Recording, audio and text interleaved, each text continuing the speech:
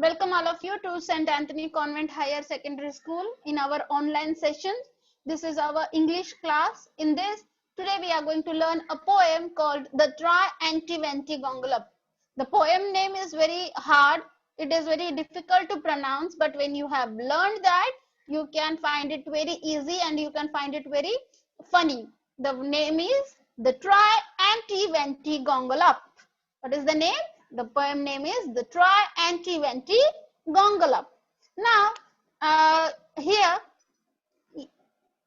the poem name is about someone, the insect which we are talking. So let us learn how the insect is looking, what the insect is all about. Okay, let us start learning about this insect.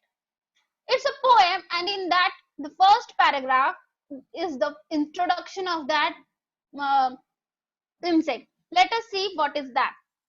There is a funny insect that you do not often spy, and it isn't quite a spider, and it isn't quite a fly. It is something like a beetle and like a bee, little like a bee, but nothing like a woolly grab that climbs upon a tree. Its name is quite a hard one, but you will learn it soon, I hope. What is the first stanza? The first stanza is telling that the insect is very funny insect. It's not a very horry, or you are not going to scare that. But when you we talked about the insect, the Try Anti Venti Gongola, the insect is very funny. Why it is funny? Because it's not like a spider. It is not like a fly. Okay, the insect which we know, the spider and the fly, they are not like that. They are quite, don't they look like that? But sometimes something it is looks like beetle and a bee. It is similar with the beetle and the bee. These are the insect, but nothing like a woolly grab. Woolly grab means the it's like an insect which is very soft, which is very furry. So woolly grab that climbs upon a tree. You may have seen that on the leaves. Okay, the green leaves, they are just climbing, or they are just going on that. So it's not nothing like a woolly grabs. Its name is quite a hard one. It's very long name. It's very fluffy name, so it's very hard to pronounce it. But I hope, the poet is saying, I hope you will learn it to pronounce. So try means just try to pronounce that. So the as in the first stanza, I shown you the spider, the fly, the beetle, the bees, and the woolly grabs, which are mentioned in the first para. Yes, as I was talking, the insect is not like a spider. It's not like a spider. It's not like a fly, but it is little bit like a beetle and little bit like a bee. Okay, it is like a these two animals. It looks like, but not exactly like them. And it is not looking like a woolly grabs. No, it's not a woolly grab, but it is a insect. Okay, so the poet is telling that I hope you will try to pronounce it. So try anti-venti, gongolab. The poet himself is repeating the name because he also find it very funny. He also wants to pronounce that again and again. So he said try anti-venti, gongolab. Okay, in the second stanza, in the first stanza we have the rhyming words. Okay, what are the rhyming words? We have spy, fly, bee, tree. Okay, and in a common we have hope, gongolop. Okay, so how many? The spy, fly, bee, tree, hope, gongolop. So these are the rhyming words from the poem. In the second stanza, it lives on weeds and wattle gum and has a funny face. What it says? Where does it live? It lives on weeds and wattle gums. its appetite is hearty and its it manners a disgrace. When first you come upon it, you will give a quite a scare. But when you look for it again, you will find it isn't there. So what is in the second stanza? The poet is telling that where do you find that? You will find them on the weeds and the beetle gums, but it has a very funny face. So whenever you saw that, you feel it very funny, and its appetite, whatever his appears is very hearty. He's not doesn't just attack you, just bites you, but he is very hearty, and his manners are disgrace. He just avoids you. He just keeps on walking. Okay, but when you look it again, if you want to see that, you in the first impression you will find.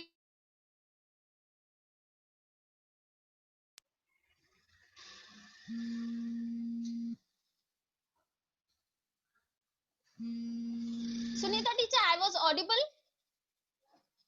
Yes, teacher. Okay, so as I have explained you, we can find he lives on the weeds and the beetle gums. He has a very funny face. He is very hearty, and his manners are disgrace. Okay, but when you look at it first, the first impression was you feel scary. He looks very scary, but when you again try to find that, you will he is not there. He disappears. Okay, so unless you call it softly, it will stay away and mop. What it said that if you find him scary, he also finds you scary. That's why he disappears. And unless you called it softly, you have to call the name very softly and very interestingly, so that he will stay and he will move. So try anti venti gongolop. So what is the meaning of weed?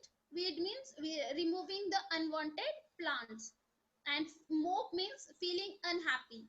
He stays and he feels unhappy when you call it very uh, softly. So the poet is telling, if you find him scary, if you want to know about him, just try to pronounce and try to speak about the try, try anti venti gongola. Okay, so let's again see the rhyming words. The first rhyming word is about face, disgrace. What is the first rhyming word? The first rhyming word is face, disgrace, scare, there, and again the last and the common one is mop and gongola. Okay, so mop, gongola is the common rhyming word. Let us see the third stanza. Let's start with the third stanza. It trembles if you tickle it or treads upon its toes. It is not as early riser, but it has a snubbish nose. If you sneer at it or scold it, it will scuttle off in shame, but it puts and puts quite proudly if you call it by its name. What the poet is telling in the last, that and offers it some sandwiches of sealing wax and soap. What he's saying that in the third stanza, it says that it trembles on where? It trembles and tickle and treads upon your toes. Where do you? He just tickles and the just finds on your treads upon your toes. Your legs, you have the fingers, they are toes. So it may trembles over there. Now, those who woke up early in the morning, like 6 o'clock, the 5 o'clock, they may not find this insect. Why? Because this insect is a very late wake up. He woke up in a late. He just want to enjoy his life, so he doesn't find in a early morning. He has a snubbish nose. Snubbish nose means what? A nose which is not like us. It's a very flat nose. So it's called snubbish nose. If you sneer at it and scold it, if you are shouting on it, if you are scolding, it scuttles off in shame. You know, the some insect just they got disappears. Like that, this scuttles off in shame. It pours and pours quite proudly if you call it by its name. Okay, if you call him by his name, he just want to be feel very proud and he comes in front of you if you call him by his name. And what did he likes to eat? He likes to eat sandwiches of sealing wax and soap. Okay, what did he like? His favorite food is sandwiches of sealing wax and soap. So just try, try anti-venti, try anti-venti gongolop. Okay, so what are the rhyming words do we find? Toes, nose, shape, name, and soap, gongolop. The common, the last one which we have. Okay, again I will tell you the rhyming word, that is toes, nose, shape, name, soap, gongolop. Okay, let us see the last stanza. But of course, you haven't seen it.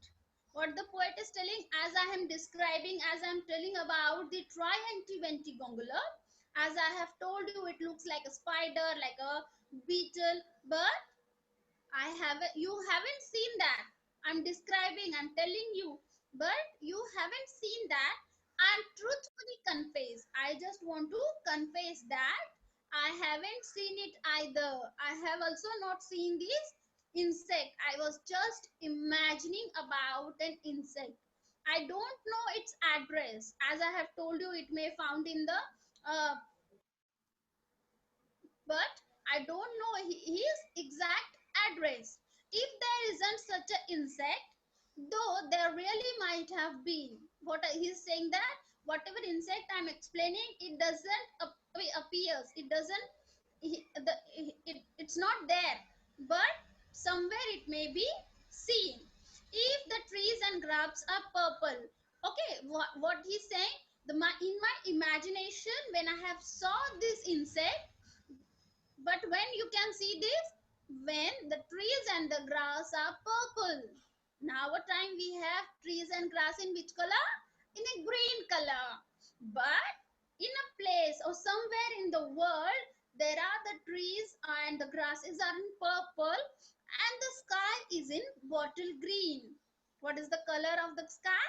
The sky color was bottle green, and there you can find the Trianti-Venti Gongolop. The insect is found over there. It's just like a little joke of mine. I was just joking. I was just imagining and I just want to make some fun. That's why I've told you just a little joke through my poem, which you will forgive. I hope what you said, that you people are listening to me very seriously. You are curious about to know or to see this kind of insect.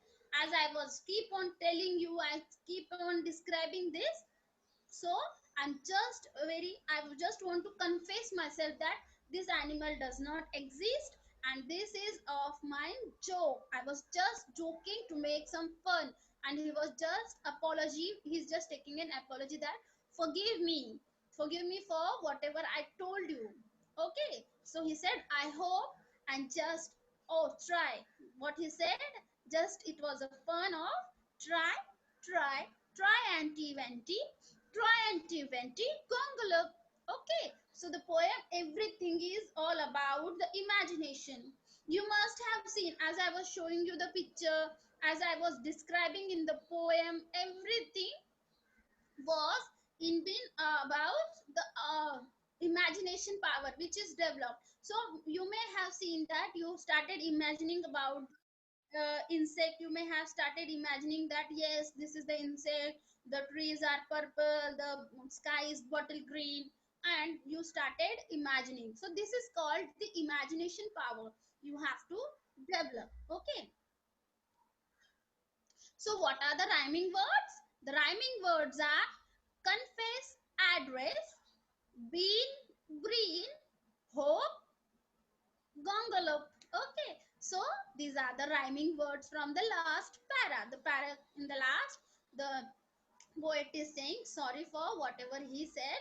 in the poem. He was describing a insect. He was telling his favorite food. Everything was just a joke to make a fun. Okay, now let us first read again. Okay, let us read the poem once again. Go through the paragraph. Okay, the first para. There is a very funny insect that you do not often spy, and it isn't quite a spider and isn't quite a fly. It is something like a beetle and a little like a bee, but nothing like a woolly grab that climbs upon a tree. Its name like its name is quite a hard one. You will learn it soon, I hope. So try, try anti-venti, try anti-venti gongolop. Okay, in the second stanza, it lives on weeds and whittle gums and has a funny face. Its appetite is hearty and its manners a disgrace. When first you came upon it, it will give you quite a scare. But when you look for it again, you find it isn't there. Unless you call it softly, it will stay away and move. So try, try anti-venti, try anti-venti, gongolo. Okay. Third stanza. It trembles if you tickle it or treads upon its toes. It is not an early riser, but it has a snubbish nose. If you sneer at it or scold it, it will scuttle off in shame. But it pours and pours quite proudly if you call it by its name and offer it some sandwiches of sealing wax and soap. So try, try anti-venti, try anti-venti, gongolop. The last stanza. But of course you haven't seen it. I truthfully confess that I haven't seen it either and don't know its address. For there it's such an insect, though there really might have been if the trees and grass are purple and the sky was bottle green. It's just a little joke of mine. It's just a little joke of mine, which you will forgive, I hope. Oh, try, try anti-venti, try anti-venti, gongolop. It's a very nice poem which we have enjoyed till now.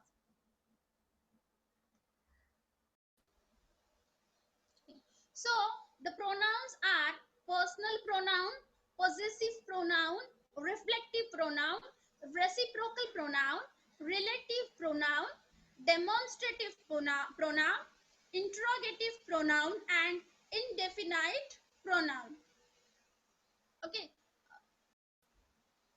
so what are the pronouns I was talking? The pronouns are personal pronoun, possessive pronoun, reflective pronoun, reciprocal pronoun, relative pronoun, demonstrative, interrogative, and indefinite pronoun. Let us learn about them in short. What is about the personal pronoun? Personal pronoun is a substitute a specific person or an object. Okay, for example, when we talk about the subject pronoun, okay, when we start with the sentence as I, you, they, he, she, it, and we, if we start, they are called the subject. Okay, but when at the end of the sentence, if we have me, him, her, you, it, us, them, they are the object. Okay, so the personal pronouns are subject and the object. Here are the two examples are given. They went to school. Okay, they went to school. Here they is in the first. Okay, the they word or they pronoun is in the first. You can see the capital T. That's why it is subject pronoun. But when it comes in the middle of the sentence, that is her cat. So her came in the middle. That's why it's an object pronoun. Okay. Now the possessive pronoun. Possessive pronoun shows the ownership of noun. Okay. Independent possessive pronoun aren't followed by another noun. Okay. For example, the possessive pronouns are mine, yours, ours, his, hers, its, and theirs. They all shows the ownership. It's all mine. I'm talking about mine. So all this is ownership of noun, possessive pronoun. The examples are the house is theirs. The house which we are talking is theirs. So it shows the ownership. There comes at the end. So it's a possessive pronoun. One more example is the cat is hers. The bat is his. Okay. So these are the possessive pronouns. It shows the ownership. Okay. The reflective pronoun. Reflective pronoun means they reflect about or they used when a subject and the object of the sentence are the same. Okay, when we talk about the same, they reflect. Okay, through the example you will come to know what are the reflective pronouns. The reflective pronouns are myself, yourself, ourselves, himself, herself, itself, yourself, themselves. That means they shows the reflection. I want to buy myself a car. I'm going to buy it for myself. So myself is used whenever you see the self. There is a reflective pronoun. He poured himself a drink. For himself he poured, not for anyone else. So himself. Okay. They are the reflective pronouns.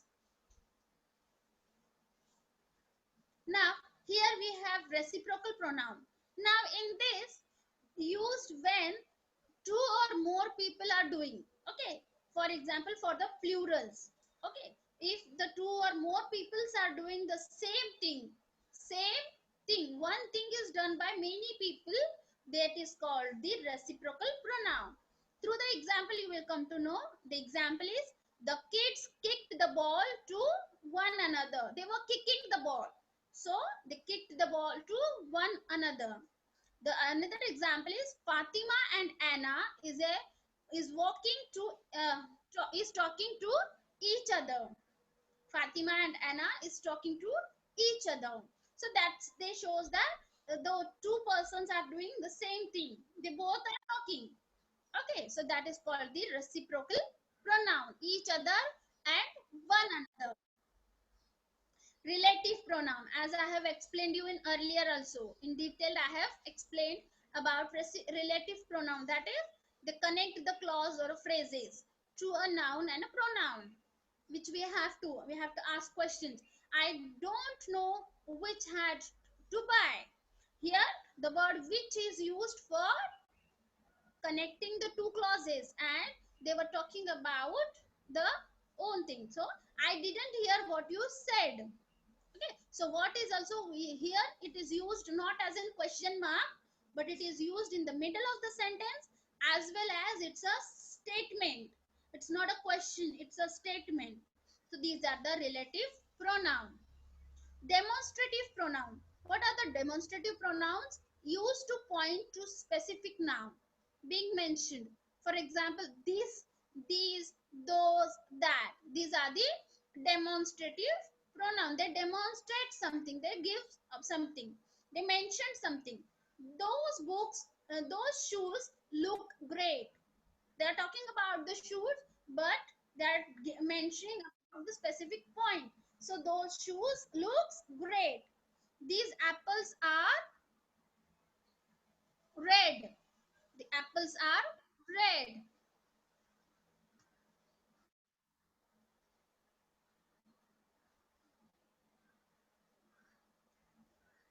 Okay, 1 minute. Okay. Now interrogative pronoun. Let us see interrogative pronoun. It take a place of a noun in a question. Okay, as we saw the in this Relative pronoun, we have seen WH type, but they comes in the middle and they do not form the question. They are the statement or they are ends with the full stop. But in this, you will find some of the questions are being asked.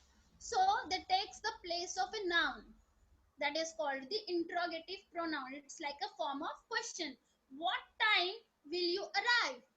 We are asking the question through the pronoun that what time will you arrive? Who is she? I'm talking about the girl, but I'm asking about who is she talking to? So these are the interrogative pronoun. We interrogate someone. We ask questions. Okay, in place of noun, we ask question to interrogate themselves. Okay, interrogative pronoun. And the indefinite pronoun is to use the specific people or object. They can be singular, they can be plural. Okay, so everyone, somebody, all, nobody, anything, few, many, something, anybody, these are the indefinite pronouns. They just unspecifically about the people and objects. They may be singular or the plural. The example is everyone is invited. Everyone, not particularly about the one person, but that specifically talking about the people. So what they have said, everyone is invited. So everyone here is an indefinite pronoun. We are not mentioning the particular person, but we are talking about the whole, everyone. So the indefinite pronoun.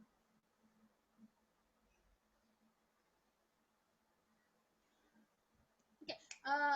Everyone must have understood about the pronouns. We have the many types of pronouns where we have to understand. Okay.